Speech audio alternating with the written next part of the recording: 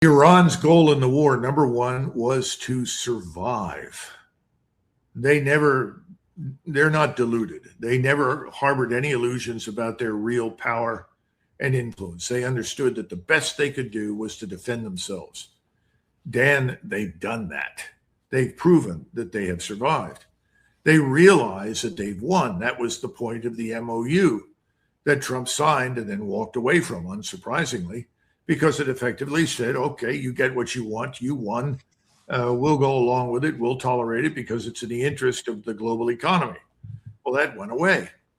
He can't tolerate that. Now, what's goal number two for the Iranians? They need to finish the job. And what does that mean to them? That means that you've got to remove the United States from the region. How do you do that? You smash all the bases beyond repair. You make it patently obvious that any attempt to come back into that region and reestablish yourself on the ground is an impossibility. We are not fighting the war we were fighting just a few weeks ago. Donald Trump is fighting a rear guard action to try and preserve what little is left of our military, political, and economic power and dominance. And there's not that much left anymore. His attack on Iran was an acid test for our military power, our strength. We could have avoided it. We didn't need to do it. It was not required. But Netanyahu and his agents in the United States insisted upon it. Trump owes them whatever, and so he's done it. They're back, and they're going to tell him the only way this war ends is with the complete and utter destruction of Iran. I would turn that around and warn everyone that if he indeed does proceed, it's not the end of Iran. It'll finish us in the Gulf. That's absolutely certain, but it will be the end of Israel.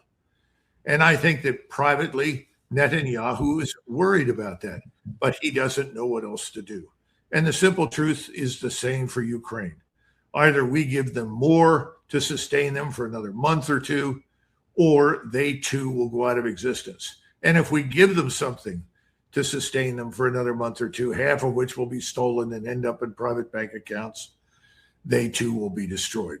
The handwriting, as we say, is on the wall. Ukraine is destroyed. That nation is finished. And oh, by the way, Iran is victorious, and a new order is going to emerge in the Middle East. And I would tell you that over the next few months, it will be obvious that that new order consists of four powerful states: Russia, China, Iran, and Turkey. I predict that Turkey will finally get off